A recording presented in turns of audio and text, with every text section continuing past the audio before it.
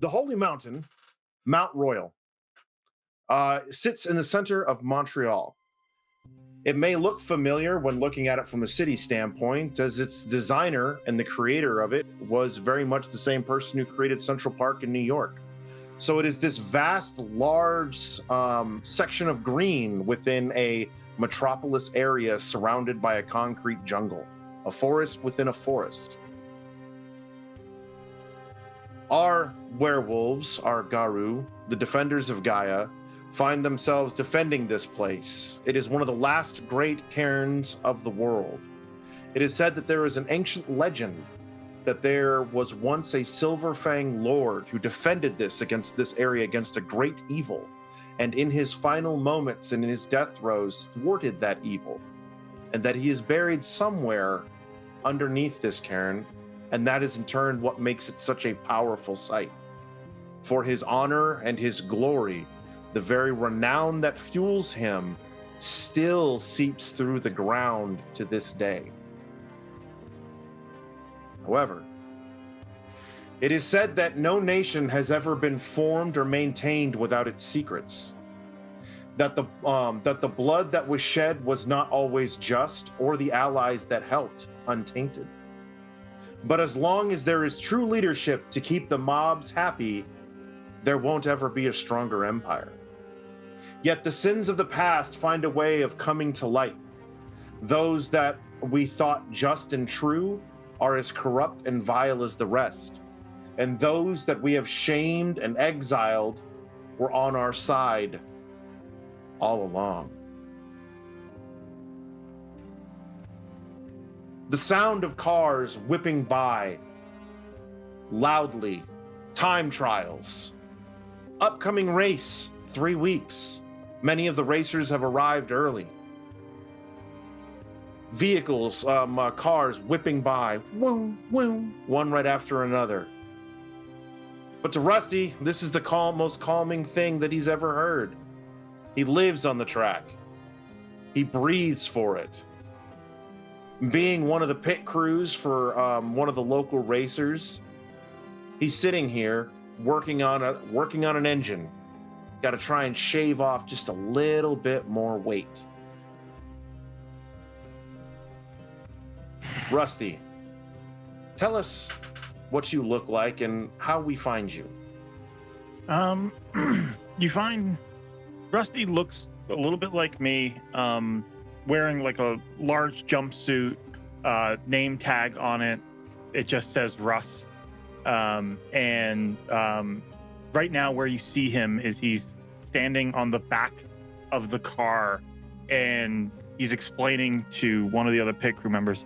Yeah, he said he was feeling like a slide in turn 3. Do you can you look under it? And he's like jumping like on the bumper to try to like see like which of these tires is not getting the full weight and which one is. One of them's not getting enough traction, so he's kind of like bouncing on it. I don't know, it's one of these. It's got to be one of the back ones, right? You sure this jack will hold with you jumping on that thing? It's fine. Just which one do you think is like going lower, left or right? It looks like the right, but okay. But all right. Get me one of the lead bricks. We're gonna have to just put more weight on the back, make sure it has like enough traction going in. And so he gets out like the welder and starts preparing, welding this brick to like the back end, somewhere inside like the side panel to make sure it has enough weight on that side. Is that gonna like you see the on the wheel bench, like it comes out from underneath, and you see these big safety glasses and a face covered in grease and smeared, a hat on backwards, and he looking straight up like an extra out of Days of Thunder, and he looks up at you and he goes, "But he said he didn't want any more weight, and you're saying that we're gonna put more weight on this thing?" We're talking 5 pounds at the most. It's not a big deal. We just need just a little bit of traction. Traction's gonna get us further than low weight. Okay, all right. And he wheels himself out and he gets up and he dusts himself off and he goes, "All right, I'll go get the welder, I guess." And at that, your buddy, Blewett, comes over and he goes, I'm just saying, we shouldn't have to compensate for a shit driver. I'm just saying. Like, You want to tell him that? I don't, but what is it? I'm just saying, like, he's not going to crash. He just sucks. And he's not going to fucking figure that part out. And if he crashes, we're going to have to work on the car more. So we can either make sure he doesn't crash, or we can fix it every time he crashes it. But we get to charge more.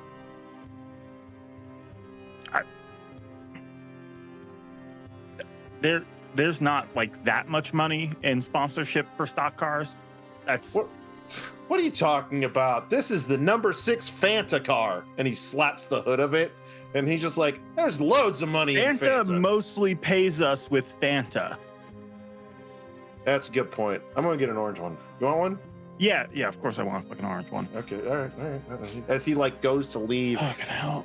In that moment, you're left alone, just you with that vehicle, and those feelings of what that vehicle is, what it conveys, traveling, going, one place to another, and what has led you here from your actual home in the United States. But here you are in the tracks, working on the very thing that drives you.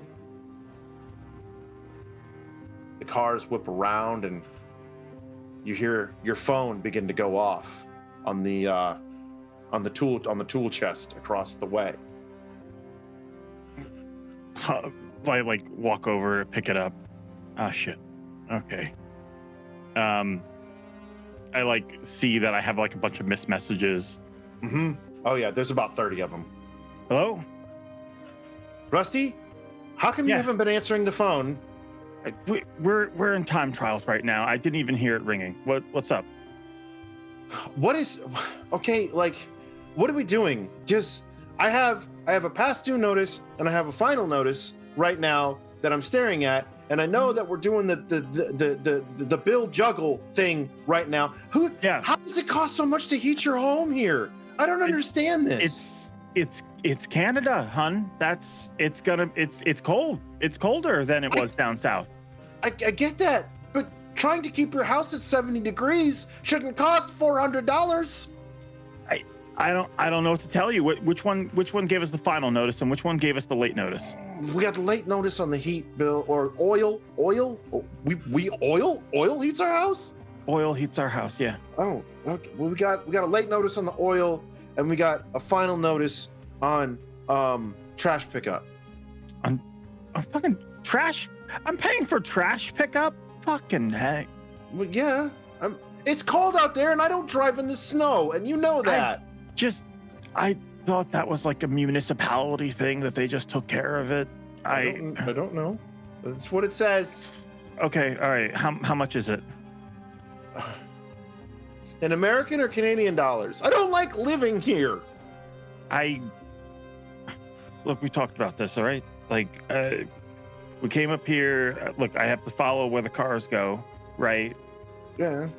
Yes. Okay. Yeah. You know, it's not going to be forever. Yeah. It's going to be, maybe 6 more months. I don't know. You promised you were going to get that permanent job at Indy. We're supposed to go to Indy. Yeah. But I also got things I got to do here first. So, we just got to tighten our belts, Okay. We can leverage. We still have a couple of credit cards we haven't maxed out. Yeah. Okay. All right. I'll put it on the credit card. All right. We need milk and you're out of beer. Yeah. All right. I'll take care of it. Thank you, hon. Okay. I'll see you tonight. All right. I love you. I love you too. You're not working late, right? I'm not, but we have a sponsorship meeting tonight. So I gotta at least stop by there, make an appearance. We need to go out and make some friends. I don't have any friends, and I need to. All right. No, I know. I'll see if they have friends at the grocery store. What? I love you too. Bye. You look up from your phone as you're obviously taking this in. Rita she's doing her best, and she's struggling with moving to a different country, having to adapt to everybody's, the thought process of Canada can't be that much different than America. However, living there, Rita has very much noticed just how different it really actually is. And things have been tough, and just she's doing her able best.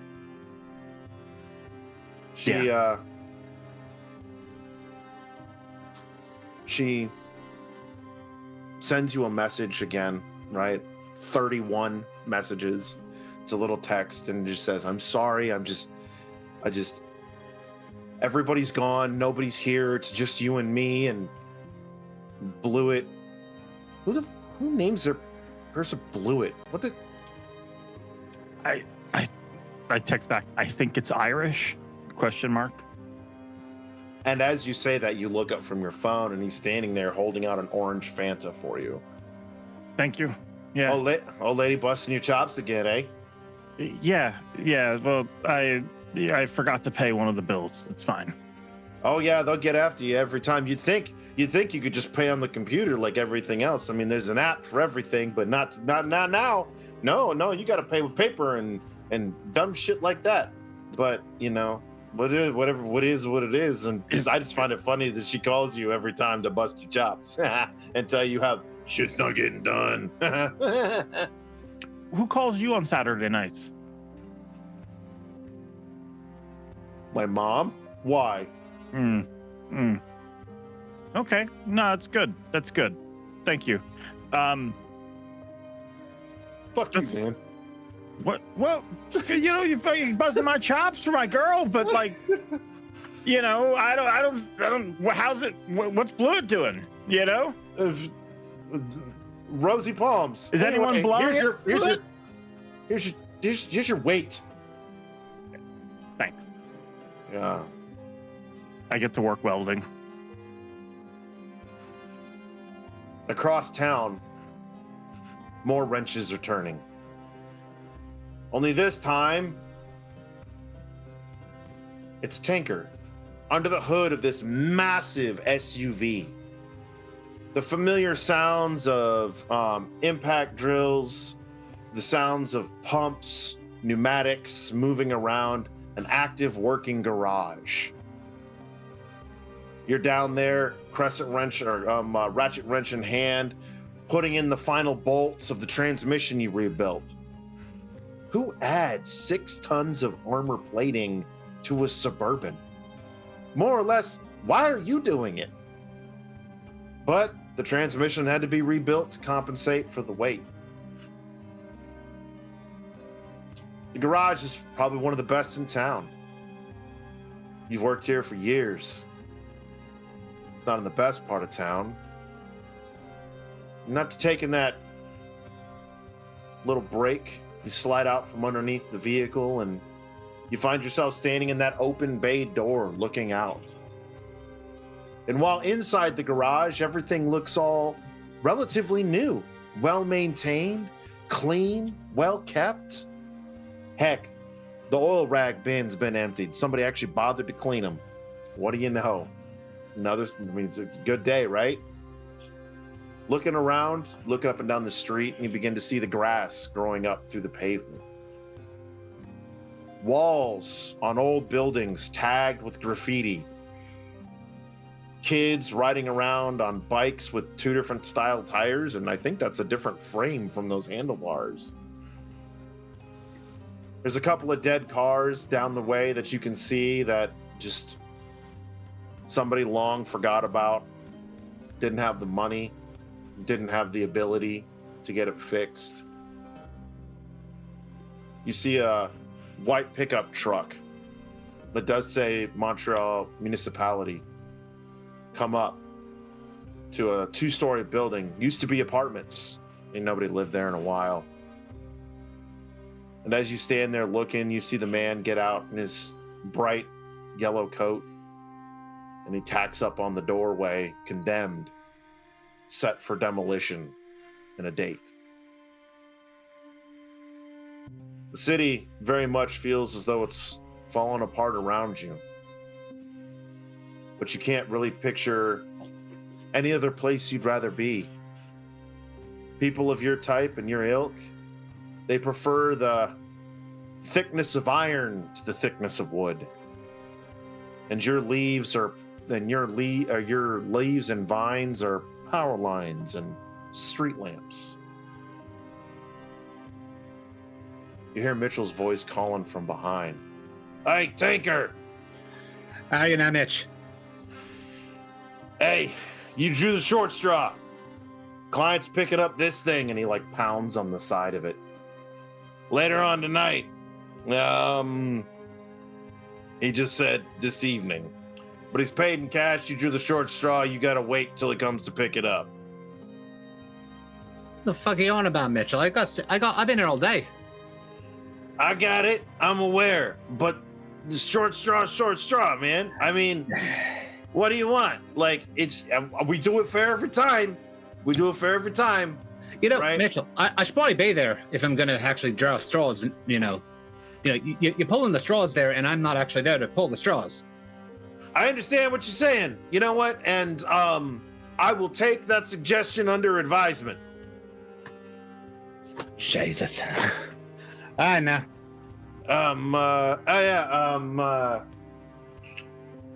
Hey, tomorrow also, I'm not asking you to come in early, right? But if you did happen to come in early, there's maybe a bit of overtime on the schedule for you if you want it. We'll see how long it takes this fucker to show up and get his car, eh?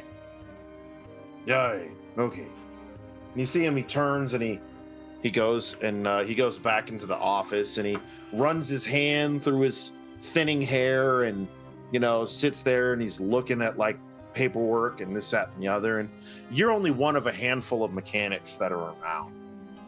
But they're all working super hard, right?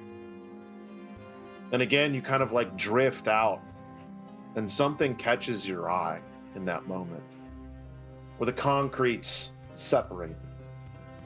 The weeds have begun to kind of grow up and through. And you see a dandelion blooming just a little bit. Not quite fully, just a little bit. What's going through your mind right now? Be honest with you, that's probably the reason why I like this place so much anyway. Sure, my type's more of the steel and glass kind, but this part of town has that sort of marriage of like the wilderness and the city going on. It's everything sort of existing simultaneously against itself and also in coherence with each other, and I love that. And that just reminds me of that. You walk over to your workbench. You look down and around. What's your workbench look like? It's a steel table that I put over in the corner there. It's got all of the spanners and the ratchets like just lined up there. Pretty particular. I'm rather messy on a few things, but when it comes to my tools, I'm pretty particular about lining them up in the proper spaces so I know where everything is. I hate when I'm trying to find a particular like ratchet socket and it's just scattered somewhere else in the pile, you know what I'm saying? So everything's nice and lined up right there. After a few minutes, you look up, your 5-minute break, taking a little longer than you need to, but the job's pretty much done. You got 3 bolts left. You hear a familiar roar of a motorcycle, and it comes and it pulls up, right? And you recognize Tommy V-Twin, Beta from one of the other packs. He walks in and he looks at you, he looks you up and down, goes, Tinker, you really need to get a better line of work, man. One that pays a little bit more, don't you think? What are you at now, Tommy? Well, just came to see if you've entertained the idea of maybe coming over to our side. Yeah, you keep asking me that. And I keep telling you the same thing. It's kind of like it over in this side of town. I like the blend of things, you know? Well, look at it. It's falling apart. The spider done left this place to rot. Just means I got to put it back together again, don't it? Listen. Some of the other kith and kin, they said if you want to bring you and yours over to the north side, there's things happening up north, and we could use another good strong pack with us. All of them. Yeah, you bring them all, even the princess. I'll give him a talking to see how's they're feeling. All right. Can't guarantee nothing, Tommy. You know, we've got our own shit going on here as it is, but we'll give it a talk. I'm just saying, kings come and go, but steel lasts forever. You and I both know that ain't always true. Well, all I gotta say is, once you chrome it up and you see him sit on his bike and he pats his engine, a little harder to rust. He cranks it up and he takes off. And at that moment, you see him as he leaves. A familiar, beat-up old Ford Taurus comes rolling up. Jessica pops out. Smoke coming out from underneath the hood. Hi.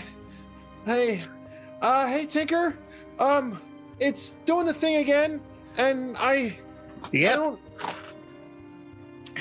Yeah. All right. Come on, bring it in.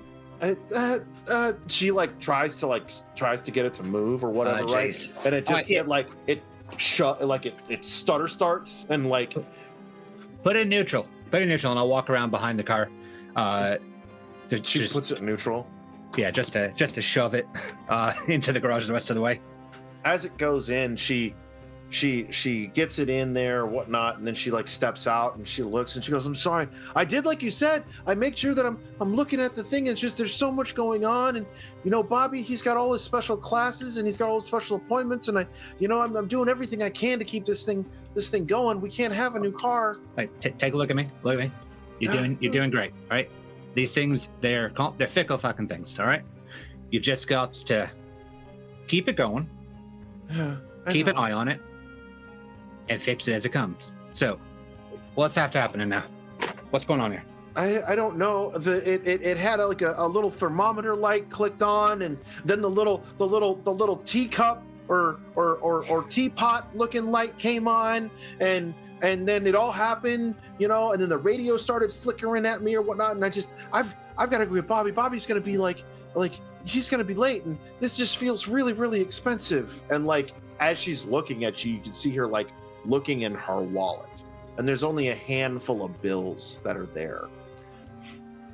I'm already looking around for whichever cars we got that can be lent out in the meantime.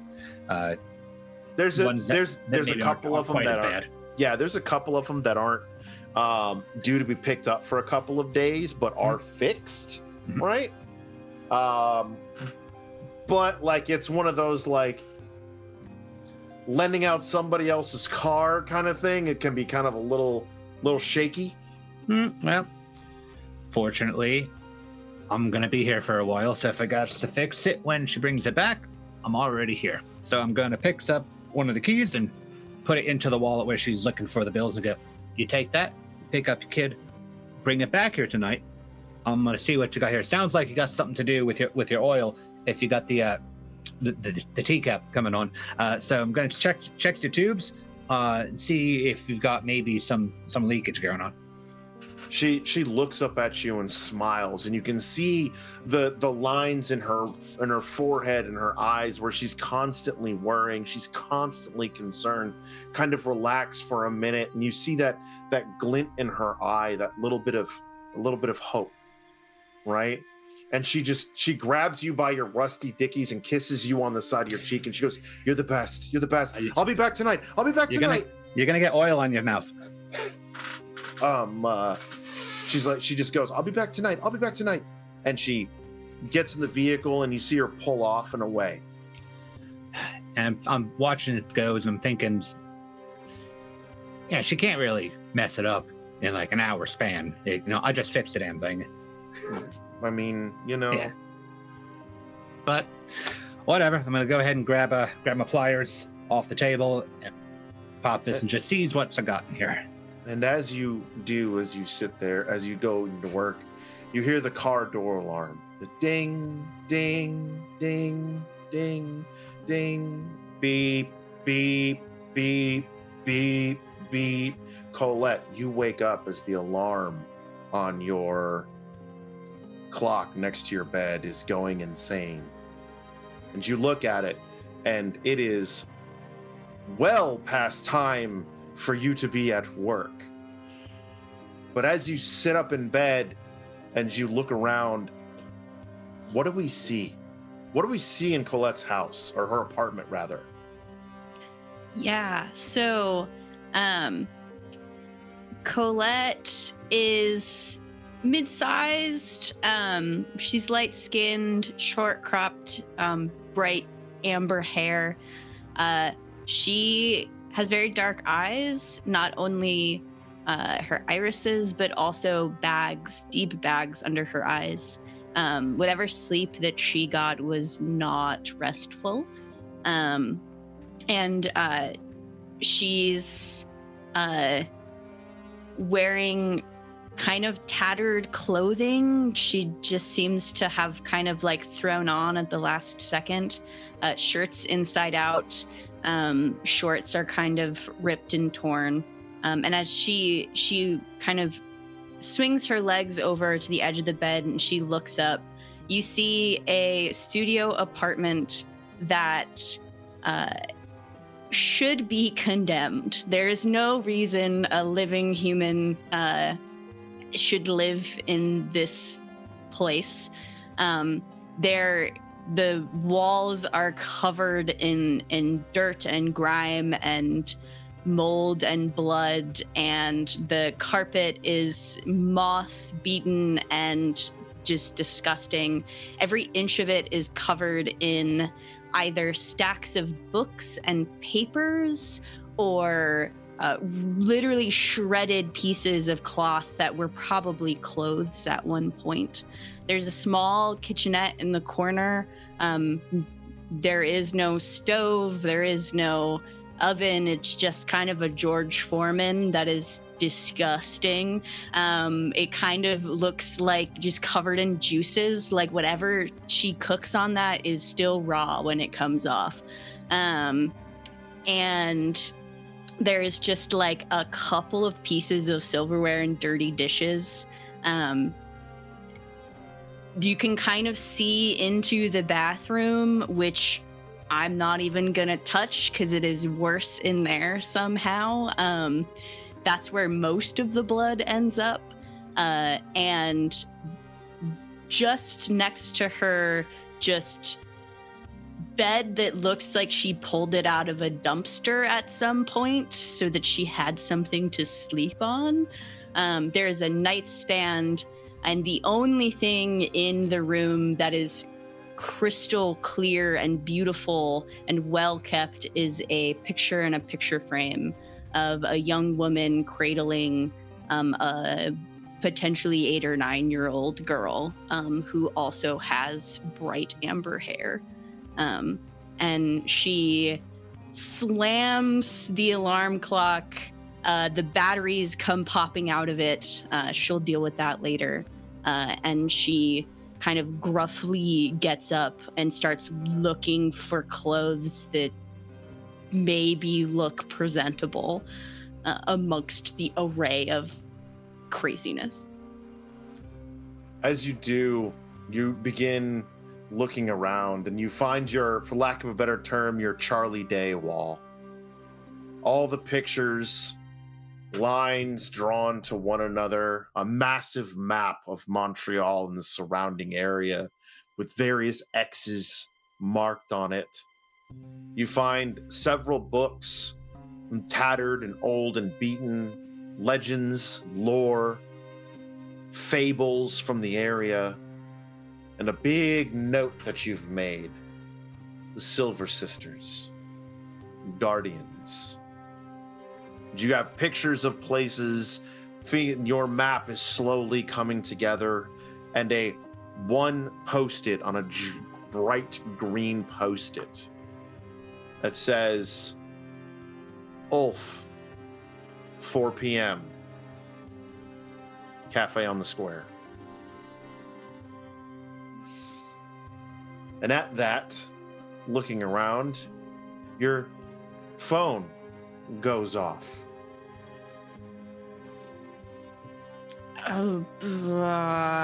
She starts like tearing through things. Where did I leave this? And she finds it underneath some pieces of paper that are talking about some kind of guardians of the land. She picks up her phone and looks at it. You see a familiar number, and it just says, "You're lecturing in 30 minutes. Where are you?" Fuck. OMW, and clicks send, and is disarray, grabbing things quickly, sniffing armpits. Ugh, that's not gonna work. No, that's definitely not gonna work. Nor is that. Nope. And there's a saving grace by the front, just on the inside entryway. There's a couple of Amazon packages. Oh, perfect. Rip them open. They still have that fresh out of the factory smell, but they are clean clothes, a new pair of jeans and a new work blouse. But they are clean. Yeah. As you can hastily throw those on, and looking around your room, you find yourself standing in that moment, buttoning up your blouse and looking out the window. And from your window, you can actually see into Mount Royal. You can see the mountain. And in the distance, you can see the very tip top of that cross that sits at the top. And you're reminded of last night's activities, where you were just doing what you could, patrolling your little section. Most of the group was gone. It was just you and Doc. So you were walking around and sitting in bushes, watching these things that should not be move through your cairn. As long as they didn't stray from the path, you can't touch them.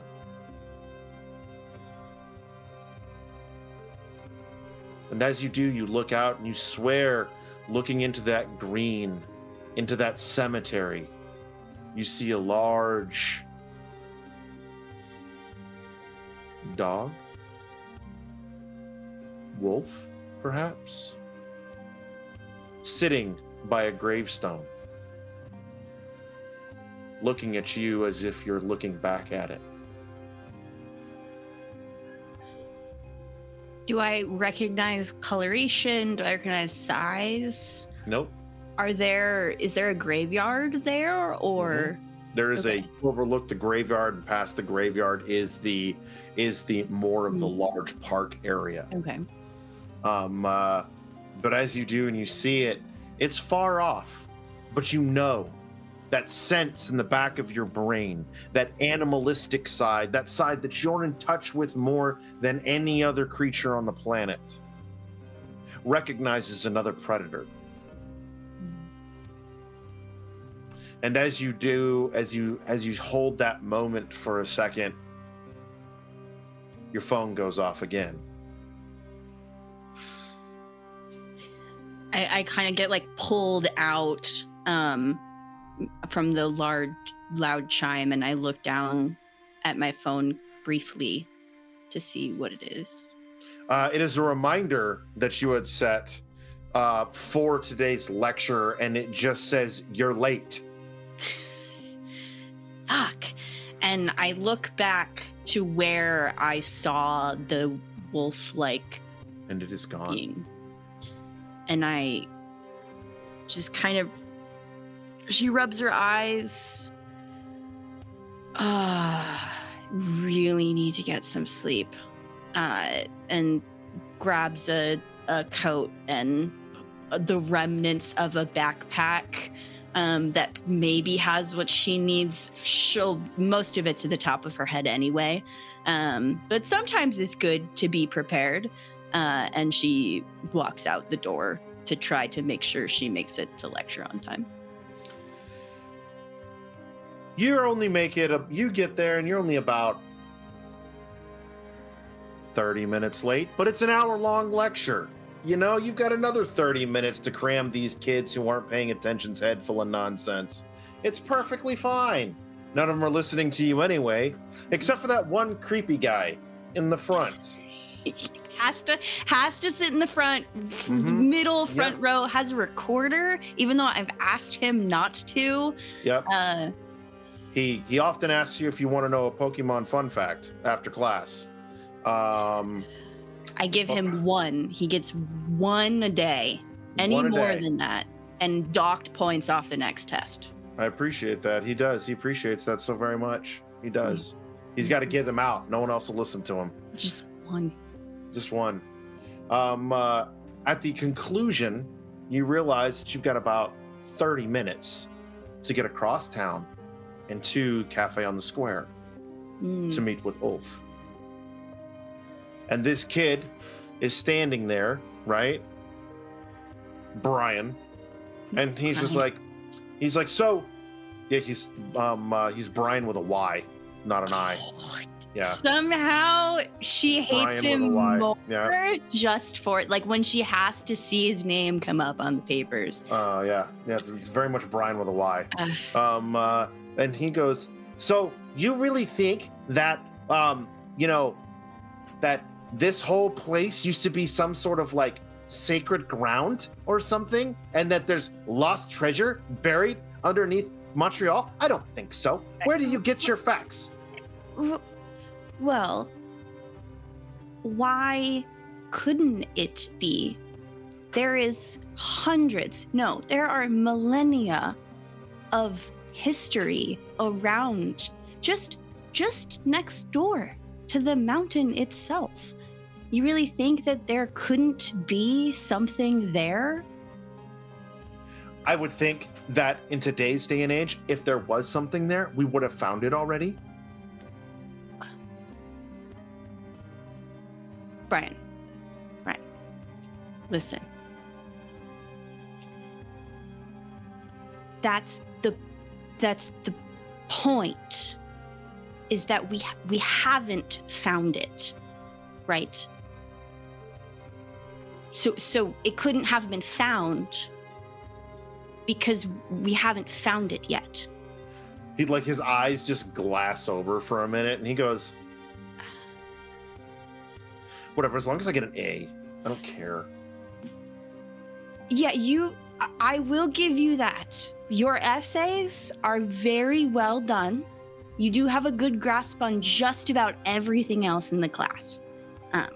Yes. And I did actually want to point out to you that carbon dating is actually not really the most effective form of dating things anymore. Okay. We've come a really long way, and now we use, like neutron microscopes and things along those lines. Neutron, that's not a thing. I read it on Wikipedia, so we know that that's true. Yes. Okay, why don't you do me a favor? I have to go, actually. I have a really important meeting with the dean. But if you could email me that Wikipedia page. I really would love to learn all about the what did you say? Neutron microscopes. Neutron microscopes. Yeah, I would really love to learn all about them. Yeah, I mean, this is what I get for having a professor born in like the late 1900s, and he like walks out of class.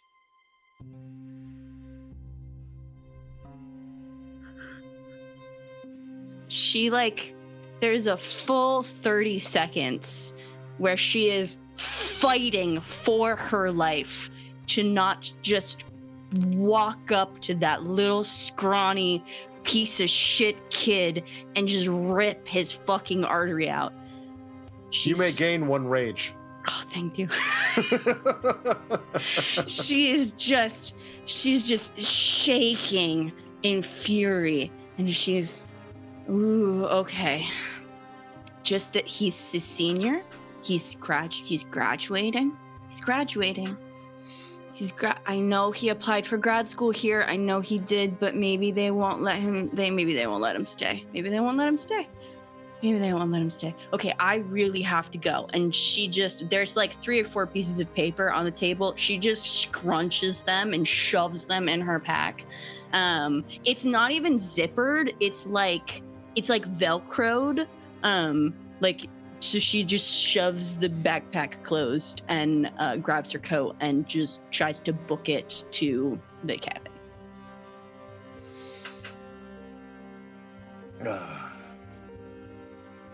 As you leave, back on the racetrack, Rusty, you and the crew watch as he's going round and round. Please don't fuck up. Please don't fuck up. Please don't fuck up. I'm watching turn 3 exclusively. You see him come in, he drops in low, and he starts to wean up just a little bit. No. And then he gives that 6 inches of grace to the wall before he drops out of the turn and continues on. And you can hear him calling over the pit crew saying, "It's still sliding a bit." Okay. All right. Yep. Mm-hmm. Yep. It's sliding. Yep. That's what's happening. It's sliding. Mm-hmm. Yeah. Just sort of holding it all in a little bit. Oh, yes. And you can tell, and you're watching him going I'm not even a driver and I can drive better than that. Who's saying that, or who's thinking that? No, that's what Bluett's like. He's just like, oh yeah. I'm not even a driver and I can drive better than that. And these guys, where did they get this guy? And then another one of the pit crew go, "He's German.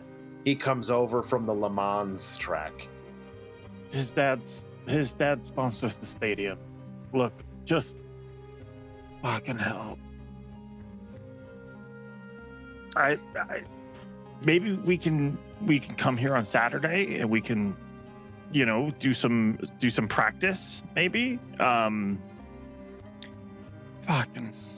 I'm just thinking about how this isn't going to help us get out of here any faster if he keeps screwing around like this. As you're watching him, as the car runs lap after lap, getting its time in, you look out towards the edge, and up in the stands, there's a couple of people watching, binoculars focused on the racer, right? As you do, you see a large dog. No markings you can make out. You're confident it's a wolf. After all, wolves recognize wolves in no matter what forest they find themselves. And you look at it, and you get that feeling like it sees you, like it knows you. In that moment, you're watching it, car comes up and over and back down, and in that split second of the car passing, it's gone. But all the hair on the back of your neck stands up.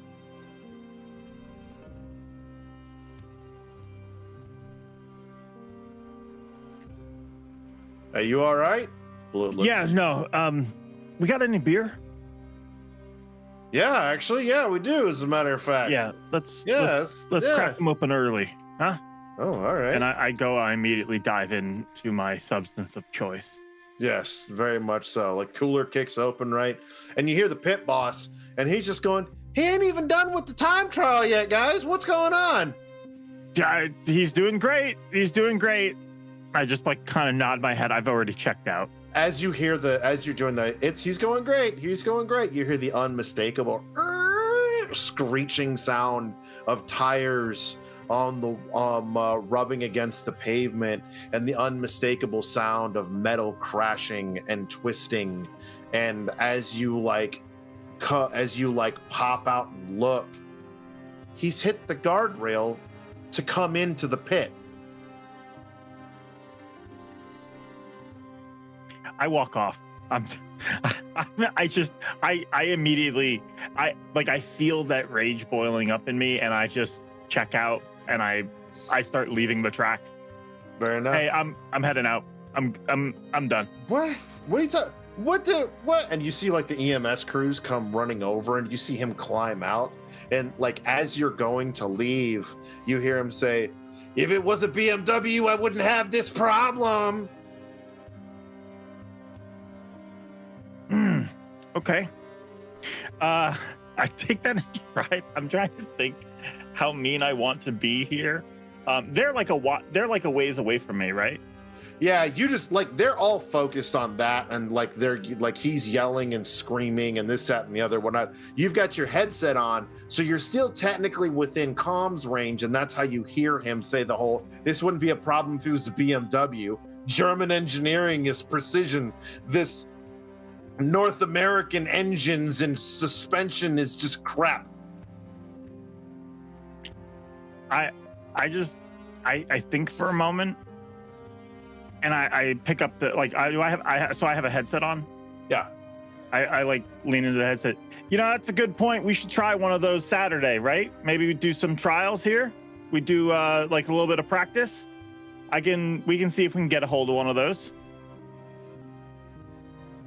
You hear a whole bunch of people like, I don't want to come in on Saturday. No, I don't want to do this. I don't want to do this. Does Blewett say anything?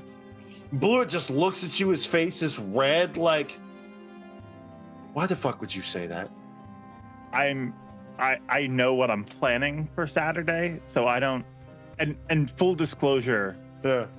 I'm planning on giving him exactly what he wants and making sure I use my gremlin ability on Saturday on a BMW. I'm immediately setting this guy up well, you're in the worst way. You're well aware that as far as this racing style goes, BMWs wouldn't be allowed. He was kicked out of the Le Mans circuit for a reason, and so now he's just trying to apply his abilities here. I just want him to fuck up something so bad, so that way he sees that maybe he's wrong about something. So I'm like, I know Blue's looking at me like I'm fucking crazy, but I'm like just thinking in my head like, where can I get a BMW? I don't care if it's the biggest piece of shit in the world. Just where can I get one so I can get him in one on Saturday? You know a guy. You're pretty sure your buddy Tinker has probably a BMW or two on hand. They work on imports. I lean into the headset again. Yeah, look, I got a guy. I can set that up. Can you be here Saturday? Of course I can be here Saturday. I'm dedicated to the race. All right. Yeah, let's do it. I take the headset off. I tell Blewett, like, I'm like, go ahead. As you pull the headset off, you just hear a resounding across the. Oh man! It's fine. No, maybe he's got a point. I'm lying through my teeth as I'm just like, not, but like I'm sort of like lying, but I'm also like nodding my head, and like people can tell I'm frustrated. Yeah, very much so. I don't know if this is how packs work, but I gotta be entirely honest as a role player. I think Brian was so insufferable that somehow that leaked into my experience right here and now. I don't know if that's how PAX works, but it did slip into this right here. Yeah. You know what? I would think that with Colette being the beta of the pack and her absolute frustration at it and the somewhat spiritual bond that you all share, I would say that to a degree her frustration with Brian with a Y is very much bleeding over to you on top of this cocky German fucker in a French town and you're an American mechanic, is just this recipe for just increasing your rage by one. What's this German's name, by the way? Hans. Oh, fuck, of course it is. Of course it is. Okay. Yeah. I'm like more angry than I probably should be as I'm like cracking open a beer. I'm downing it. I'm walking out of the track. I have 2 more beers, one in each pocket of my jumpsuit. So that way, when I finish this one, I can keep going. Oh, I mean, fuck. I mean, you do what you got to do. Yeah, you know what I'm saying. Do you put in a call to Rusty? Or I mean, you put a call to Tinker? Yeah. Yeah, I will eventually give Tinker a call. Tinker, I'll probably give Tinker a call once I'm home. So I get home and Rusty's home is it's like the back side of like a duplex. And my wife's in the apartment and I have like the garage in the back. My garage looks the exact opposite of Tinker's, where it's sort of organized chaos, but it is chaos, but I know where everything is. Big American flag on the back of it, on like the back wall, bunch of pictures of different stuff. I wait until I'm about 3 to 6 beers in, and then I give Tinker a call.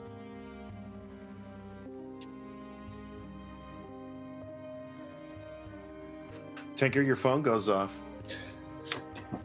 Rusty will probably hear sound of metal just clanging on concrete when the phone picks up. So, Rusty, how are you now? Hey, how's it going, Tinker? I got my hands in a car over here. Same shit. Is it a BMW? No, it's like it's one of them Tyruses. You got a BMW? Yes. I got most of one. Does it look nice on the outside? I can make it look nice on the outside. Why? I want to fucking total it. I want to crash it into a wall at high speeds. Ah, shit, man. It only needs to look good on the outside. It can be a piece of shit on the inside. I can help you with the metal work. We can make this happen. Like for Saturday, maybe. It's not the metal work I'm worried about. It's all the parts inside of it. You know, they're all expensive parts that I use to put inside of it. I don't care how well it does. Okay, well, if that's the case, yeah, sure, I can swap shit out and give it over to you. Fucking great. That sounds great. Yeah. Sure, yeah. Comes to where I'm at, and I can hand it over to you. Hey, Tinker. Hey, man. You see any weird wolves tonight? Wolves? Yeah. Tommy dropped by. Does he count? He thinks about it for a moment. I don't think so. This one was in the middle of a racetrack. Oh, that's a shite place to be for a wolf. Gonna get run over. I think so too. Yeah. All right. Yeah, I'll be over tonight. Good, or do you want me to wait till tomorrow? I'm gonna be here for a while now. Just working on this car. So come on, come on by. I put down the phone and then I have to gauge how sober I am before. I guess, is he in walking distance or do I have to drive there? You're gonna have to drive to get there. Or Montreal has an amazing bus system, and public transportation is one of the greatest forms of travel within the city of Montreal. I'm American. I don't know how to navigate any of those. We don't. Kurt, I thought you were going the wolf route. I also thought so. I do appreciate that response, though. Hey, honey. I like knock on the back door. Hey. Oh, hey, yeah, hey, what's going on, honey? And she like wraps her arms around you and goes, "I'm sorry, I called earlier, and it was No, it's fine. it was just yeah." Tinker's got some work for me. Do you think you could drive me over there? I've already had a few. Is he gonna pay, or is it like does he need help as a buddy, or is this like a job thing or whatever? It's like both, you know. Oh, yeah. Oh, it's okay. But it's just for tonight, because tomorrow is date night, and you promised that we're gonna. No. Tomorrow's date. Of course, tomorrow's date night. Yeah. Okay. No, I wouldn't miss that. Okay. What are we doing for date night? You were supposed to plan it.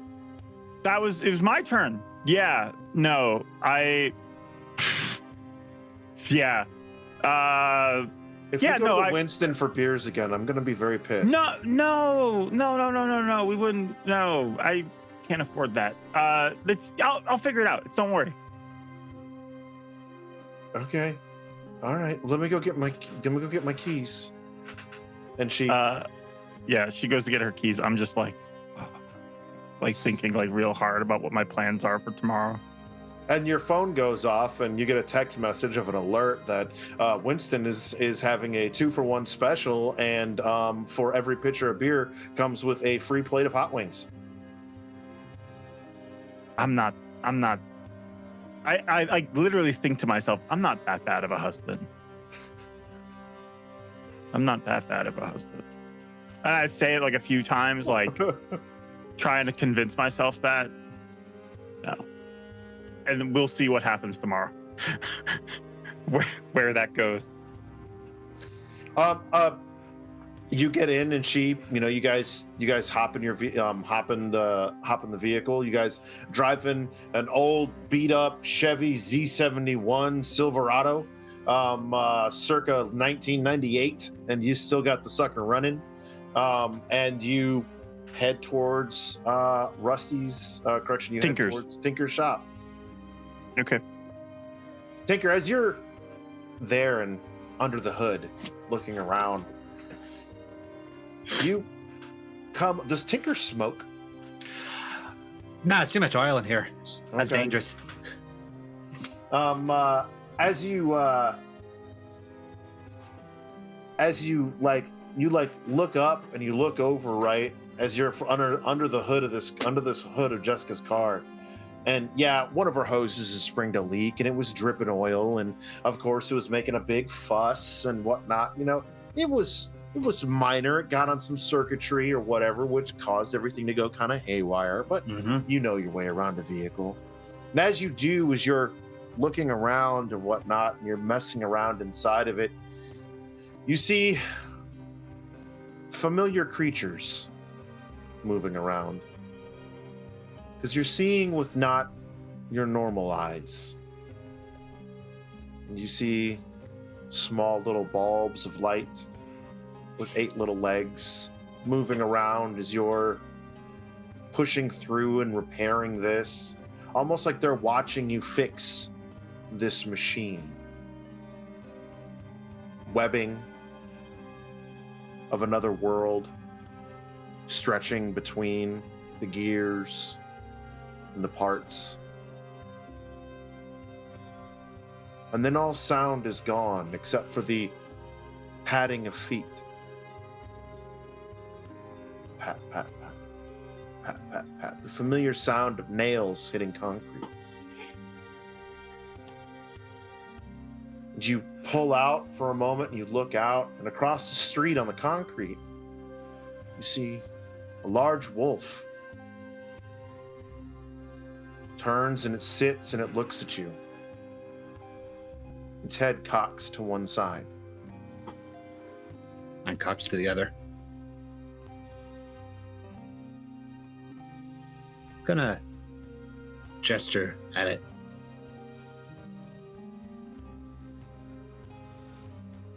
It sits there for a moment. The longer you stare at it, the more details you begin to see. Its lips curl back. and you see teeth of silver. And it begins to growl. And as if on cue, it begins to rot in front of your eyes before a vehicle passes by and it vanishes. Take a look around to see if I can see this thing, and I'm imagining I'm not. Nope. Think back to what Rusty just said on the phone. And I'm gonna reach over under the hood, still keep my eyes on the road. And I'm gonna bare hand grab one of the hot metal pieces to pump rage up because I don't know what the hell's here. As you do, that searing pain shoots through your body and your rage pumps up a little bit. As you look and feel, and whatever that presence was, that rot, that decay, that stared at you, has left.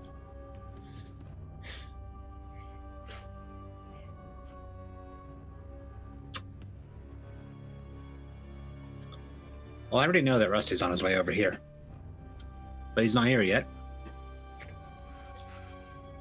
So I'm gonna call some others. Okay. I said Rusty's already on his way over here, so first I'm gonna reach out to Colette. Cool. Phone or text, depending on what we're used to doing. How does he communicate with you, Colette? Does he connect through phone or text?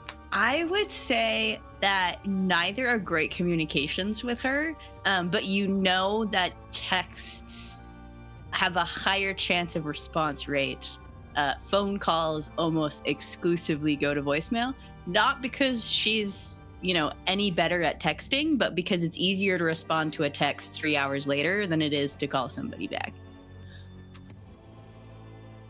I'm gonna shoot a message over that just says, saw something weird at the shop.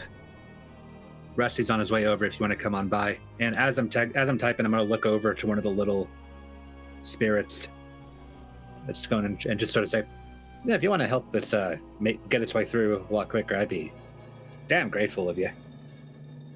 I send it. Its little bulbous behind wiggles for a moment, and it almost jumps into your phone. Attaboy. Colette, your phone goes off. You've had that sucker set on vibrate for as long as you can remember, except for alarms. Only this time, it goes off. It very much makes noise. And it makes the same noise that we all know and love of the 75-year-old grandfather who just got his cell phone, and it makes that annoying alarm sound as you're walking through the Target, and he refuses to actually pick up the phone. It just keeps going off. This is oddly specific. Mm-hmm. I wonder if this happened to Kurt today. I think... Is she at the cafe yet, or on? You are coming up to it. Okay. You're like a few doors down from it. Like I can see it basically. Correct. I see the shiny. I think as she was traveling, her brain was kind of just like going. She was muscle memory mosting of this. And completely in another world, thinking about 1,000 other things, trying to connect dots, trying to remember things that she had read from the wee hours of the night. And the ringtone goes off, and she kind of jumps and looks like to her left or her right, like expecting there to be somebody standing there. And it takes a solid 2 rings before she realizes that it's coming from her pocket. And then she looks at the text message, and as it does, as you do, you see the faint outline with your second world eyes of a little arachnid type creature come out, sit on your hand, hop off, and then scurry off into an exposed power outlet. And it just says, on it, right? Tinker. Fucking Glasswalker. And looks at the text message and reads, saw something weird. And sees the time at the top that says like 4:01 or something, like very like we're you can't be late to these fucking things, and she is late by standards, and just says like, be there when I can, and then puts the phone away and walks right into the cafe. As you walk into the cafe, it's I mean, for 4 p.m., it's rather packed. You're looking around, trying to find an empty set of pair of seats or whatnot. And as you're moving, you happen to spot one. And you go over and throw down your bag, order, sit down. The waitress comes over and asks you what you'll be having. Black coffee. Okay. And she goes off, and a few minutes later, she comes over, and on the small little table between the two chairs, she sets down the black coffee, and you sit there. The feeling of humanity moving around you, and that known feeling that while you are of them, you are not of them. And a sudden feeling of otherness washes over you. Looking at them all, seeing them living in a state in which suits them, but it is not necessarily the natural way, the way it is meant to be. Time begins to pass more slowly. And as you're sitting there in the effects of the day, the sleepless nights, you begin to hear, smell, sense. You hear their heartbeats, all of them around you, all of them beating just that ever so slightly out of sync with one another. You smell the sweat, the cologne, the deodorant of each one of these humans walking around you, their senseless chatter filling your ears, so much so that their words don't even make sense, and it's just this conglomeration of noise that you hear. And you taste the cinnamon in the air, these small molecules and hints of coffees that have been served and slung throughout the day. And in that moment, you look around and you feel it. That sense of otherness growing and growing before it's washed away. And you regain your senses and you regain your feeling of self, and the non-otherness is pushed away as you feel another like you come walking in. Ulf Jorgensen sees you from the doorway. He nods and smiles, and he begins to walk over. He stands in front of you, nods, sits down for a minute. Waitress comes over. What do you have? And he looks up and he just goes, Give me a caramel macchiato. Right away. And she turns and leaves. Well, well, well. You definitely are one of the most unkept princesses I've ever seen. I would prefer if you didn't refer to me that way. Oh, I wouldn't want to disrupt the king, now would I? Just get to the point. The point is you're chasing your tail. over and over, round and round. But some things need to change. Dog jokes? Really? Of course. Why not? Good enough for the furries, it's good enough for us, isn't it? I'm pretty sure one of my students is a furry. Anyway. You've been following the Silver Sisters, have you not? Closely? Why? Well, let's just say I have something that you might find very interesting in your quest. What do you know? And you see him produce a small book.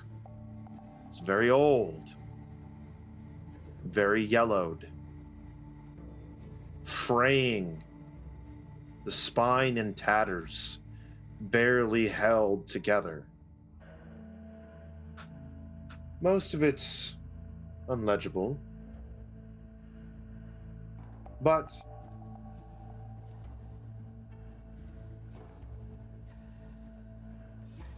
the silversmith, Philippe Diant, it's his. And he sets it down on the table. Do you know what he's known for? Yes. How did you come across this? Well, there's an exhibit being put up at the fortress, celebrating his works of art from local craftsmen over the ages here in Montreal. It won't catch your headline news, but it might be interesting to you to go take a look. Regardless, he opens it up, and you see torn pages. But you see the unmistakable sign of a hastily drawn paw with 4 long claws, like a blacksmith's drawing. And he flips it around. It's not the complete thing, but this goes far deeper than you think. And I think that is where we're going to take our break, friends.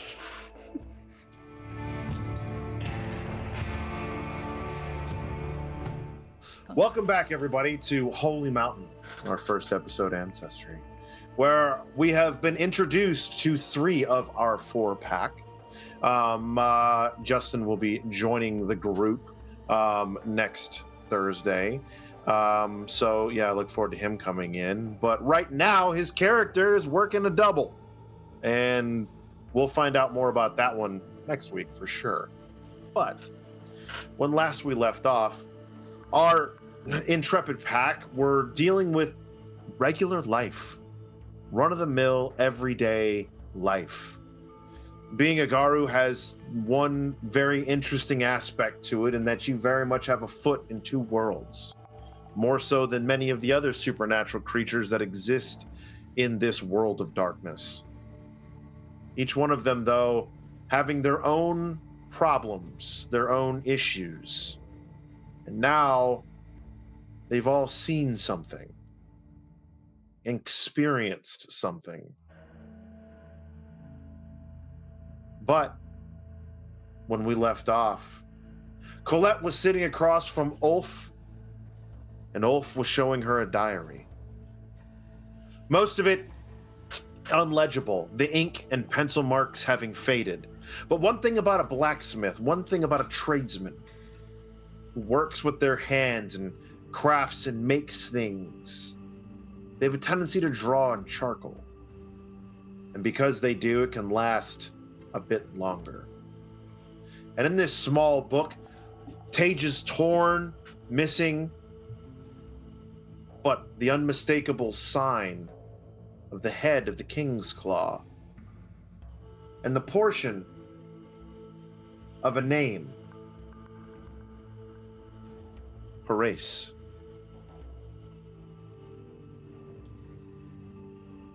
So you see, Colette, there's an exhibit up at the fortress, and you may find things there that'll lead you on your way, as he folds the book and tucks it back inside his jacket. Just the slightest twinkle of like it was she almost had it. Like her hand was just about to go for it on the table, and then she puts it back. What? Did you want this? What will it take? What are you going to do with it if you find it?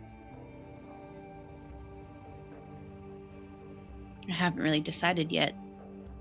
Well, you know, obviously, what they say about it. The one who wields it. Yeah. Are you going to actually take Daddy's place?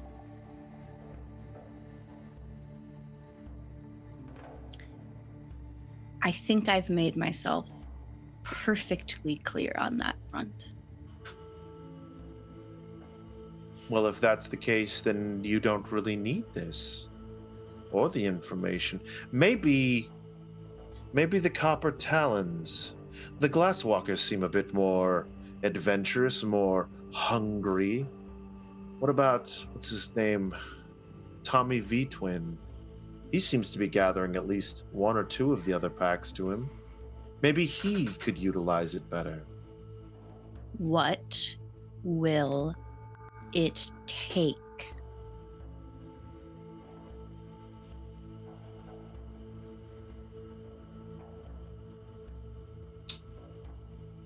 You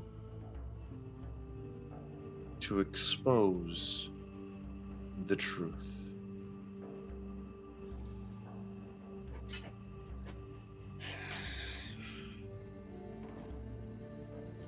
When? When you have it. When you have followed all of the little breadcrumbs and you have pieced all of it together. I myself don't have it all, but I do know that many of the legends that we cling to are built on lies. And some rise to power on those lies. So I ask you, will you tell the truth? Even if it absolutely destroys the very foundation of our beliefs here. His hand resting on the book. I think that there is the closest to turmoil that has been in Colette's brain for a while. She's been very focused on finding these things, and she's thinking a lot about her pack, and even more than that, the others that patrol that, you know, she lends a hand to from time to time. And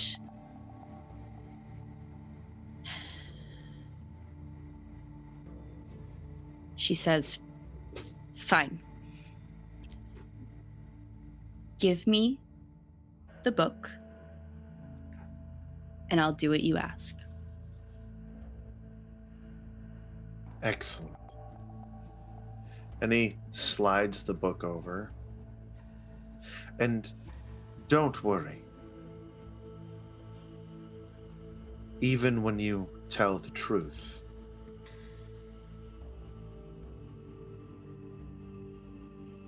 your lies don't have to be exposed. And he releases the book. Now, don't be a stranger. I do hope that you'll reach out from time to time. And do give your father my best. He takes one sip off of his coffee, sets it down, stands. Such promise.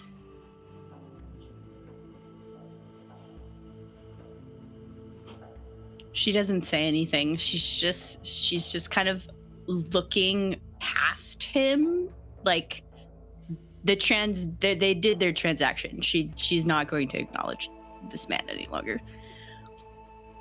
He stands there for a moment, holding, reveling in your somewhat uncomfortableness. Do you know, Colette, who make the best rulers? The ones who never wanted. And he just smiles. Happy hunting. And he turns to leave. I think she watches him, and it's not something that she wanted to happen. It's kind of like something happening in the back of her head as she's watching him leave, whether this is kind of a territorial thing or some kind of he said something that got her. But she waits until he leaves her line of sight before she looks back down at the book. Okay. As you look down at the book, it's there, it's before you, waiting, calling.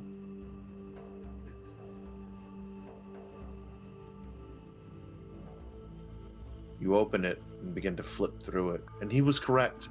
Many of the pages stained, the ink faded into where it's unlegible, but there are some things, and you look at it and you can tell that inside this book, whoever it was, hastily drew a sketch, a concept. And as you're looking at it, even though it's faded over time, you can tell that there's a slight few droplets on it, like this was some aged beer that may have been spilled on the book, as if perhaps two individuals were discussing something in a tavern and sketching it out. And it dawns on you that it would be the proverbial bar napkin note that would lead you to the next place.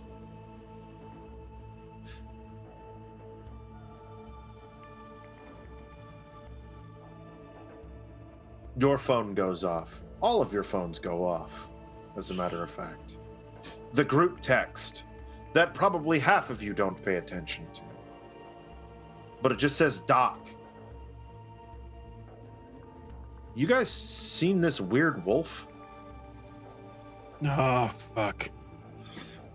Reply back like, that's exactly why I wanted everybody over here. On my way. Doc says, I just got called to a 3-car. Just fill me in later.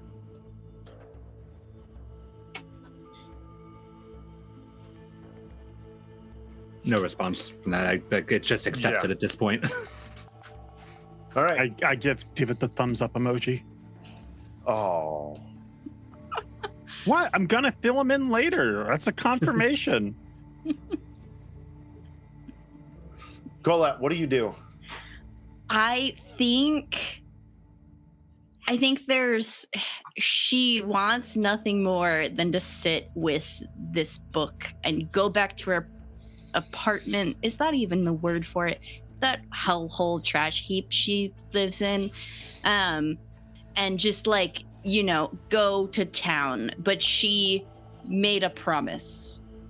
She would go to her pack. And so she, against all better judgment, having not seen them in a while, puts it in her backpack. It's not really even a backpack either.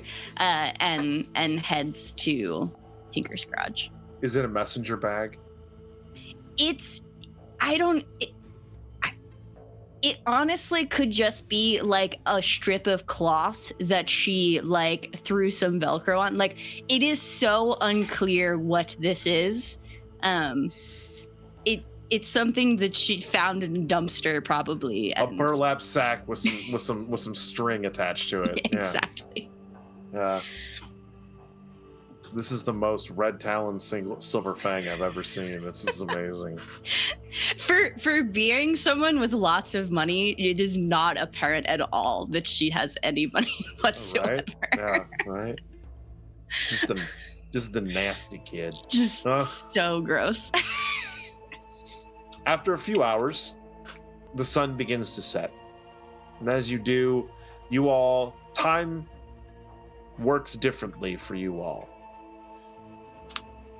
After a few hours, Colette, you find yourself outside of Tinker's garage.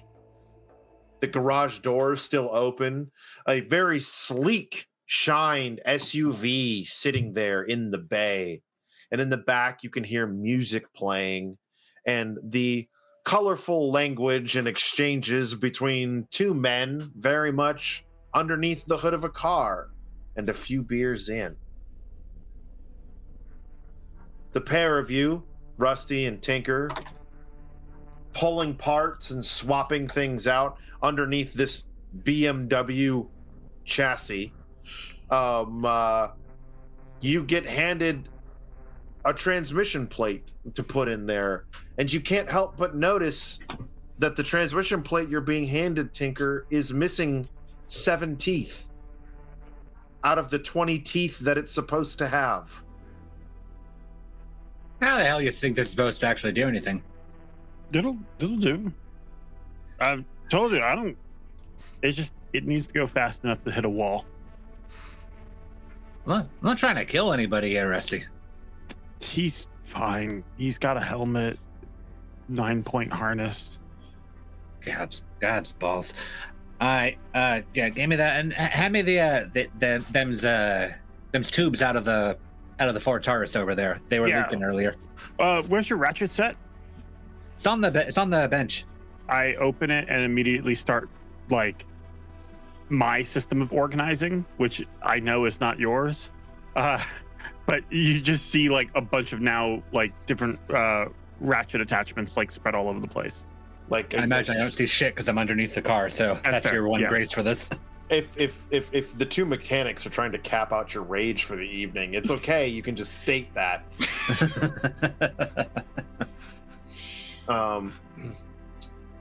As you walk in, you guys catch a familiar scent. Whether you find it pleasant or not has yet to be seen, as you hear the unmistakable footfalls of Colette come walking in. Knock, knock. You know, Colette. I'll just roll out from under this beamer. Hello. Beers? Yes, please. Pizza? Thank you kindly. You're too good to us, Colette. Four meats. I don't know what the fourth one is. Don't ask. She Doesn't said matter. it was a thing. I don't know. All right. So, well, Doc there already kind of dropped the ball. Not dropped the ball, but dropped the big reason why I wanted everybody here. The weird shit. So, have you all seen one? What's that? Oh, I didn't when you called me, and then I did after you called me. So I got everybody over here. You were already on the way over here, so that made it a little bit easier because I didn't have to tell you to come over here. You So think Colette it's had to come over here. contagious? Well, let's find out. Colette, you see this weird wolf thing? Well, maybe, I don't know. I woke up and then my eyes were a little blurry and I thought I saw something. Probably. But it was by a gravestone. Out, Alright. the So graveyard. we all saw something, probably a wolf. Real question for me is, was it rotten away when y'all saw it? Because it No. was when I saw it. And that's why I wanted to give y'all a call here. I don't remember it rotting away, do I? Yeah, no, I saw mine in the middle of a racetrack next to people in the grandstands. Mine's was out over there, and I'll point out into the street. It showed me a mouthful of silvery fangs before it rotted away. Don't know if it sounds like some local folklore to y'all, but Sounds Did it have a patterning, a color? You mean apart from the rotten away bits?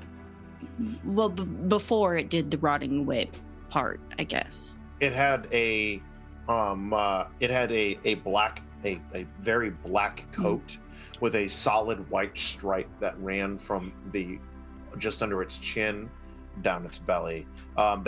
You were the closest one to it, Tinker, so you got a very good look. The more important thing, though, about it too was that its eyes were monochromatic. Had the reverse skunk thing going with the white stripe down the throat. Pretty flat colors in the eyes, though. Didn't really have the depth that we alls are working with. Okay. Does that jog Colette's memory at all? Joseph the First, aka the Wolf Eater, right, was said to basically any painting that you had ever seen of him in his human form, right, always showed him with a solid tuft of black hair and a single silver streak that ran through. Sounds a little, I mean, correct me if I'm wrong, but like Joseph the First. But that's what I was thinking. But if we all saw it, then mine was too far away. It was hard to tell. But if it was the same thing. Rusty, how about you? You saw it in the stands, but you get any good look at it? No. The first what? First wolf. The first, yeah, the first, like capital T. In the cities. Yeah. In the first wolf in the city. Okay, yeah, that makes sense. Not like the first wolves of all eternities or nothings. I didn't know how crazy this was gonna get. But that's I saw in the grandstands. I was busy trying to figure out what the hell it was doing there, because I don't think anyone else could see it. Because, like, normal people, if they see a wolf sitting in the grandstands, they run and scream. Believe me, I know this. I'm not gonna ask you how you know this, but you're not wrong. I had a bad night one night. It was like months back. It's fine. I said I wasn't gonna ask. All the same, though, we all saw something here. Some weird shit. I don't know what it's on about, but it's could be something that we need to consider, especially if it's tied to local history like that. Yeah. I mean, we're not exactly strangers to getting strange visions and appearances, but this one's a little bit more specific, I'd say. This is one of those times where having the Thayer chair would be really, really nice, but he's working a double. Yeah. Yeah. Did I look back at his text? He didn't say anything about where he saw it. Just that he saw it. Just that he saw it.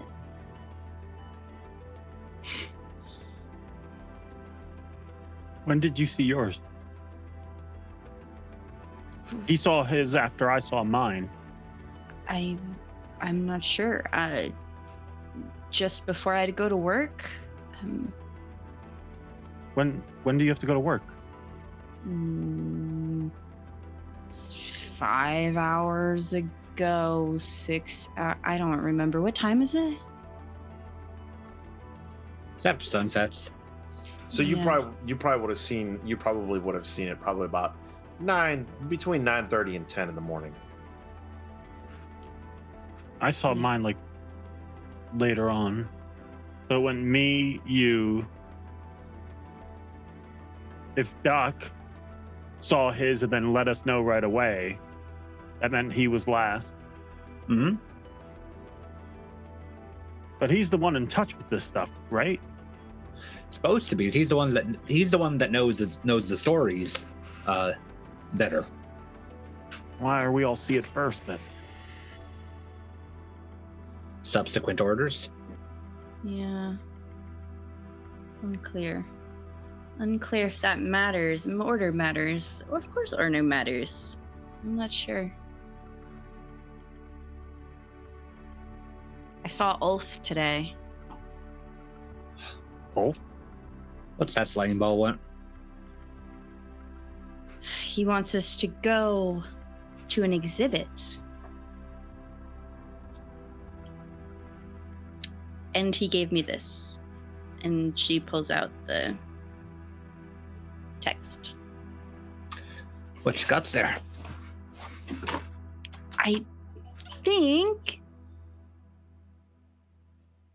Well, I don't know if it's his, but it's a diary.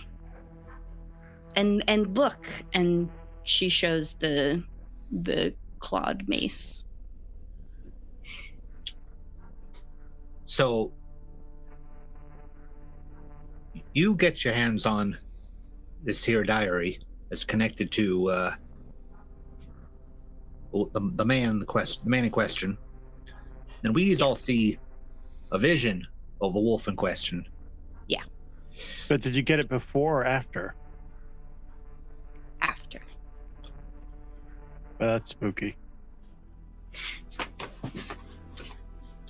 Can I take a look? Yeah. And I guess I would like to try checking it out. I'm not sure what. Okay. So as you do, you flip it like much of the same. You can't really see much into it or whatnot, but it does. You come to that torn page, right, where you see that clawed end, right? Okay, and the name Horace written next to it, but it's unmistakable. It looks like the king's claw, the head of the king's claw.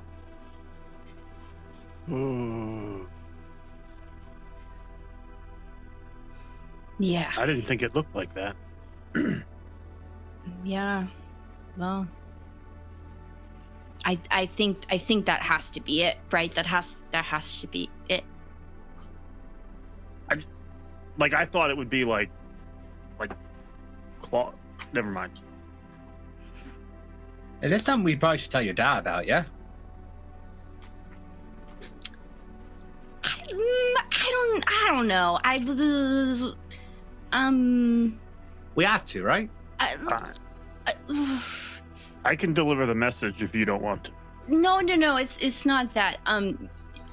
You do know what you can do if you get your hands on this, right? Supposedly. Sorry. Let me clarify. I wasn't talking about the diary here. I was talking about the wolf that we saw that's connected to the diary here. Well, you know how he is. You tell him one thing, the rest comes spilling out. But I don't have to be able to tell him. Rez, you can tell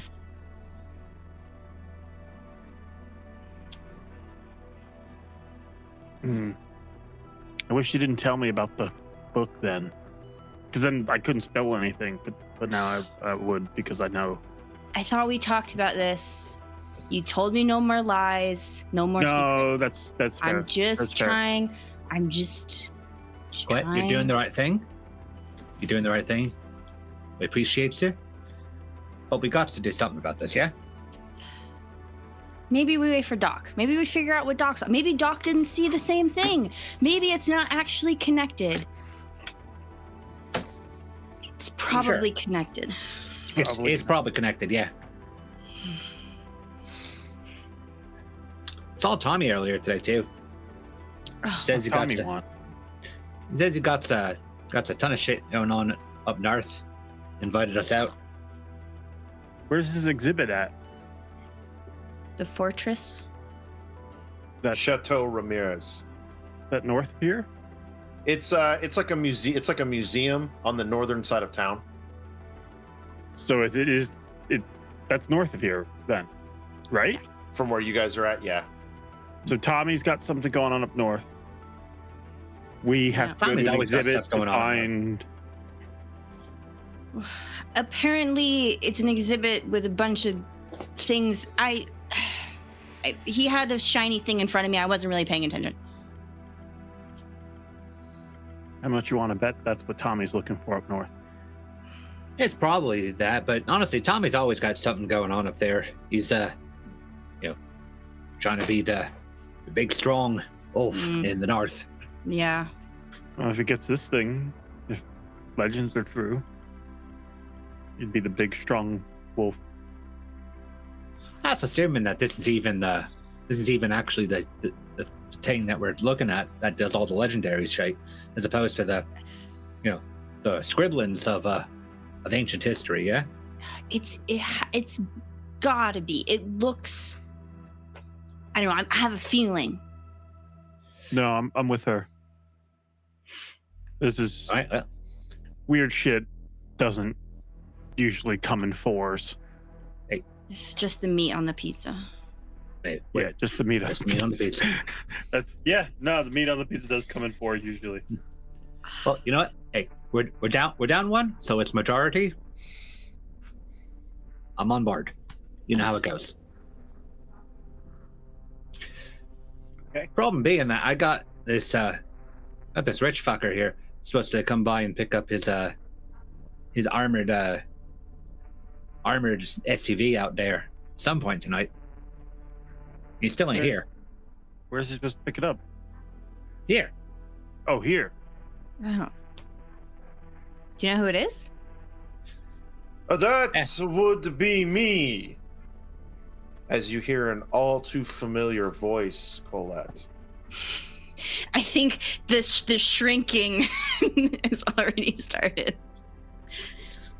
And you see Louis, the chieftain, the Silver King, come walking in with two of his packmates, Armand and Stephanie. I was told this is the best garage in town, Tinker, so I had it brought here for transmission work, and I must say, it looks fabulous. Well, thank you there. If you told me that it was yours, I could have done a lot more work on it instead of just running it through the line. Well, I didn't want any special treatment, that's all. Well, she's in good shape. Not exactly sure what you got all the plating on here for. You know, we're not exactly south of the border here, but it's good to go. I'll just toss him the keys from the rack. He catches them and he hands them to Armand. So, how is my favorite daughter? Great. Good. Great. You do not seem happy to see your papa. Why not? You startled me. That's all. Like as he walks over, and as he gets closer, that depth perception of how big and small things are when they're farther away very much becomes apparent as he walks over, and his 7.5 foot tall form kind of like leans and leers over, and he goes, "It does me good to see you. I hear you've had meetings today." Pizza came with 4 meats. Yes. And at that, I've seen this interaction before, and being the auspice that I am, I'm going to present the pizza between Colette and Louis to Louis. Be like, "Did you want some?" Oh, 4 meat. What is the 4th meat? What is that? They didn't say. I don't know. Unclear. Ham, We were taking bets on it. hamburger, pepperoni, ham, bacon, hamburger. Probably. Yes, and he like literally takes a slice out, and he just stares at Colette while he's eating. You don't come by the house for dinner anymore. Dinner. Oh, the patrols. So much time. He sets the half-eaten piece back in the box. Well, it's good that you're making a name for yourself. It's important that you keep up appearances given your particular pedigree. We come from a very long line of rulers. And I'm not saying that the rest of your pack doesn't keep in touch, though I do find it rather odd that in this case you are second.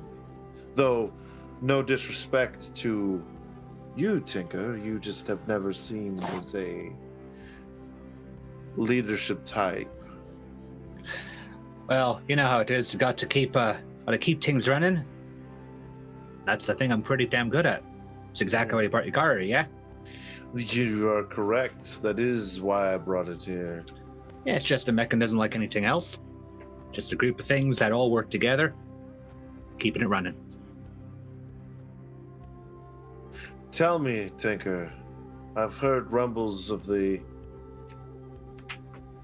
walkers in the north gathering together. Is that something you should tell your chieftain about? At the moment, ain't got nothing that's really jumping out at me. They're always looking at something going on up there. They view, you know how it goes. They view the north as like their side of things, so they like to keep a good lock on it. His eyes shift over to Rusty. You look like you're positively ready to burst. As he walks over and he lets his full form kind of like loom over. Is there anything you wish to tell your chieftain?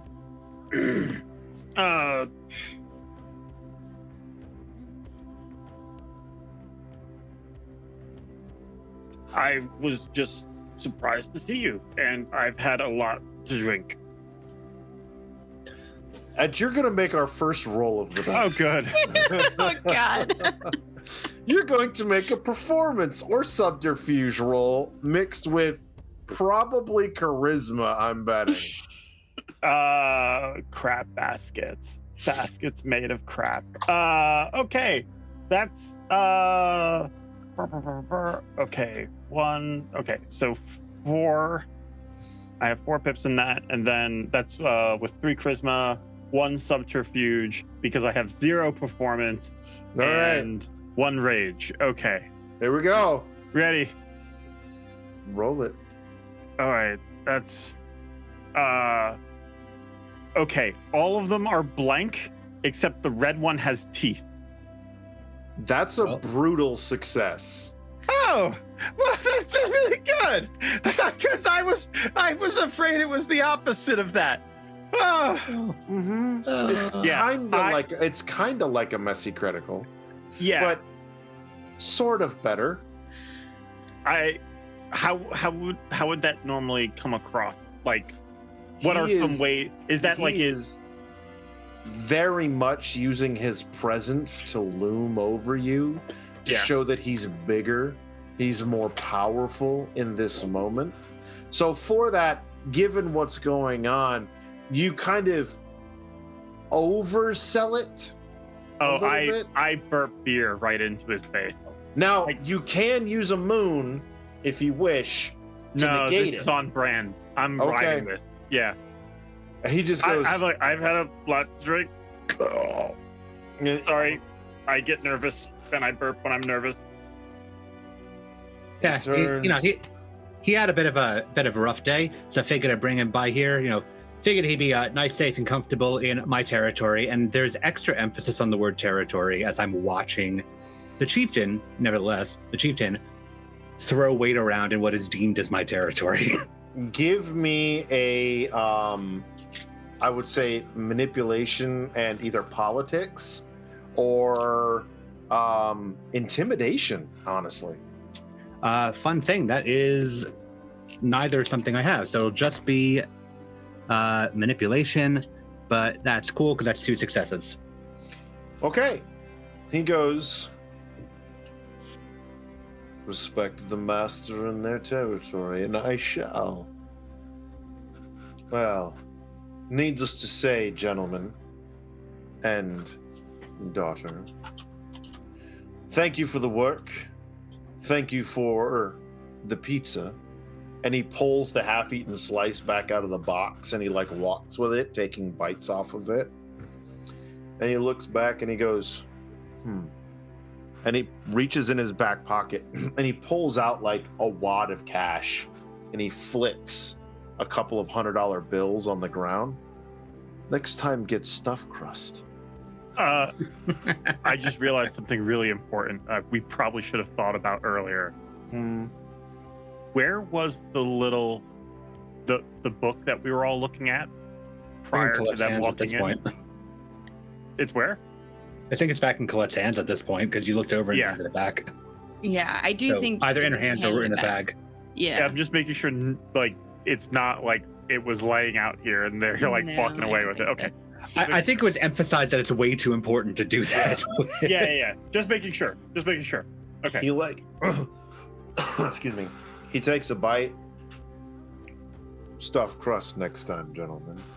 And Colette, your mother sends her best. You should call her. She hasn't left the house in several days. It'd be good for you to see her. As he climbs into the SUV and shuts the door, its engine roaring to life and filling the relatively small space, right, with the sound of that engine. And Tinker, you can hear in that engine the perfection in which you have made that vehicle sound. Can I hear a little bit more? What are you trying to hear? I want to roll Spider Song and see what they're talking about in the car before they pull away. Yeah, go ahead. I'll spend a willpower and roll my resolve plus wisdom. Okay.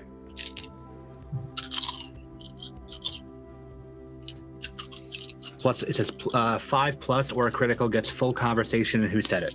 Yep. I'm going to use one of these moons to do a reroll. Okay. How much do I reroll? If you're doing a reroll, right? Yes. It costs 2. It's 2 after the fact. I'll do 2, but how many am I rerolling off of that? The roll. Oh, the whole pool. Okay. Yeah. Let's do that then. I'll spend that 2 to give that. There's 5. There's exactly 5. As the vehicle, you hear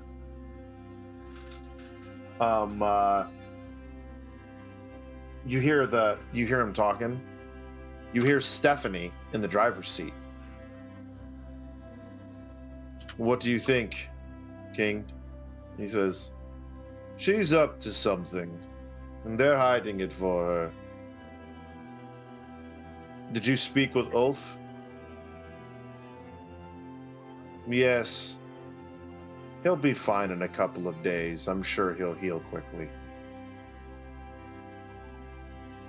Anyway, take me to Ravani. We have to discuss the terms of the pact. Armand, keep an eye on her. As the vehicle backs out and pulls away. I wait until they're completely gone before I pick up the money off the floor. I'm not giving them the satisfaction of watching that. As I pick it up and just flatten it out and go, Colette, who did you say you got that their diary from? Ulf Jorgensen. Ah, great. Well, Stephanie kicked the shit out of him. So you're going to want to keep that extra special secret if you're going to be hanging on to that. How? He even said something about me having a meeting today, but I thought... Nah, he knows. He's also going to have Armand up your ass for who knows how long, so keep eyes about. Armand is always up my ass. Well, extra special, so now. Great. Okay. But your daddy knows that we're up to something, even though he ain't really decided to be up to something yet or not. We're not up to something. Well, Not. he thinks that we are. You brought a strange book here to the garage. The guy you got it from has got his teeth knocked in, and now you got Armand going to be watching you. This ain't a criticism, by the way. This is more of a No. You're going to be carried around this weird ass book. You got to make sure you know what's actually going on. I know. I'll be fine. I'm not worried about Armand. All right, well, he's not he Armand, your dad. He's going up to discuss the terms of the pact with Rivera. The name kind of lost in the engine a little bit there at the end. Do I know anything about these terms? You know the pact is the pact between the Garou and the vampires, which allow the vampires to travel along the roads within the cairn, but they're not allowed to step foot off of them. Huh. And the name sounds familiar. It sounds like the contact that like he's dealt with her before. Right. Vampires. Well, it's not every day you get to litany check the region alpha. That was a fun bit. Thank you for that. Yeah, I will say, asshole pretty clenched. I don't know how he managed. I'm sorry I burped in your dad's face. So, Nah, okay. that's a fucking beaut. Yeah. You forget I was a baby at one point, so I imagine. So like we're in like a special club with that then. The two of you. Yeah. Yes? Yeah, the only people who've burped in his face. And lived, I guess. For now. Yeah, for now. Yeah. Yeah. He might hold that one. Should we go to this exhibit? Is that tonight? Or is there like is that a different night? I think he said soon. Right, that's what he said, Kurt. He said it's coming up. Right. Yeah. A quick Google search on your phone, right, would see that the exhibit is opening in 2 days. Okay. All right. Well, do we know anything about where this place is? It's a known location. It's one of those like historical society type places that kind of turned into a museum as well. So I mean, it's simply known as the Fortress, but they have museum pieces, exhibits, artwork, old relics, things like that within it. What if we find it there? Well, we should probably find it first, and yeah. Well, I don't know what I mean if this is there. I mean, if it's not, all right, let's say it's not there, then something that leads to it's there, right? I was hoping that the diary would say, but I can't decipher any of this. All right, there's an American documentary called National Treasure, and I've seen how this goes. If we go there and find any information about this thing, someone else is going to want it, and we're going to have to get that thing and get out of there. That's assuming it's not the thing we're looking for. So one way or the other, it's going to either be a clue we need to abscond with, or it's going to be the thing that we really need to abscond with. So we should, like, I don't, this is just, I'm not in charge, but this is just, I'm saying we should probably have a plan for robbing this place. We know who Nicolas Cage is, you tit. What? But we know it's not who Nicolas Cage is. Oh, We know yeah, I was being cute about it. Sorry. Yeah. Okay, Anyways. I suggest we just wait for Doc. I feel like he'll know whether it's safe or not. It sounds reasonable to me. We got a couple days before this exhibit opens up. Having the Tayarge look over this special diary thing is gonna probably get us a lot more information on it than we're looking at. I'm gonna ask a dumb question. forgive me in advance for it. You should only look at it with your regular eyes. Well, yeah, because you told me to come over. Well, now, yeah, but I didn't know if, like, on the way here, you was looking at it in a different whatnot. Not yet. Can I give it a look at, unless you wants to? By all means.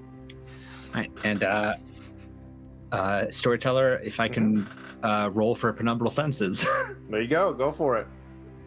Let me spend the willpower, and that is my intelligence and wisdom this time.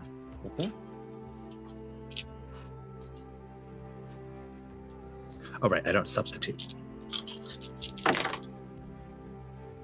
4 successes. It's a difficulty between 2 and 5 to perceive and interact without a penalty. It's up to you what the difficulty is on this one. No, you're good. You're good. You can. What are you trying to get from it? I'm trying to see if this book has anything put in it or written in it that's intentionally not supposed to be seen by regular people, so that folks of our ilk have to, give it that penumbral look over to see shit. You don't see anything specifically, but the sections of the book that have been torn out that you see, right?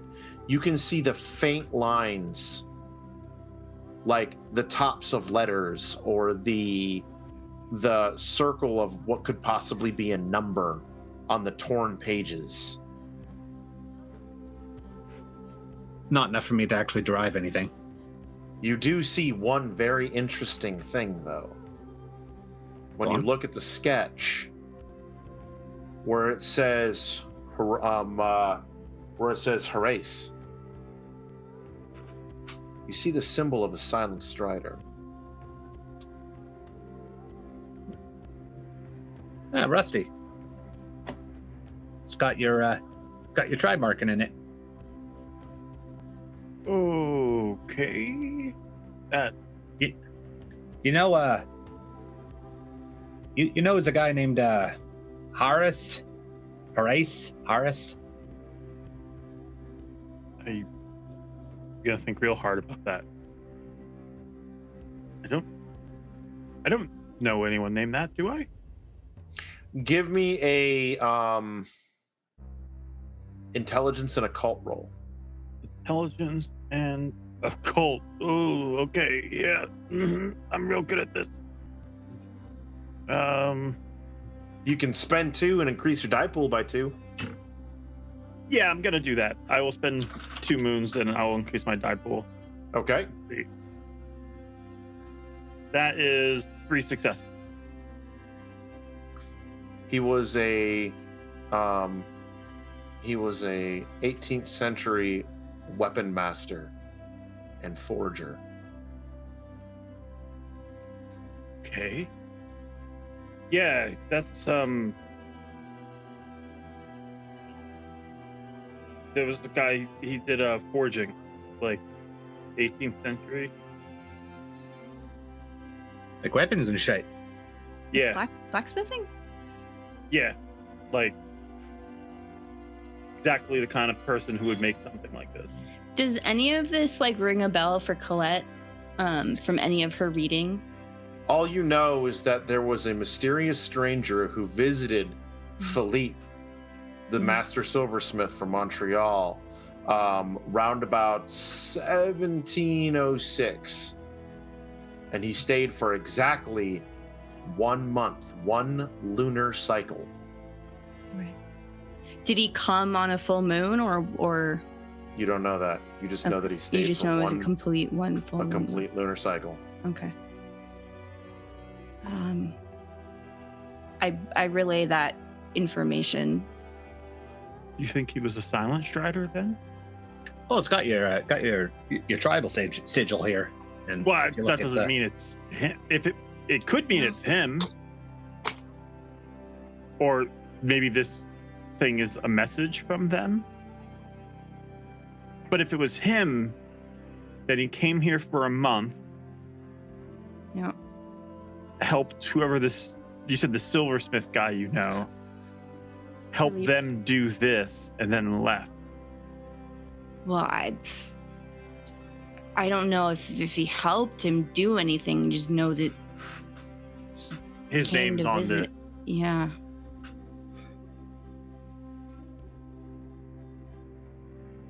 Okay. Huh. I think with that little revelation, that might be a good spot to wrap up for this first session.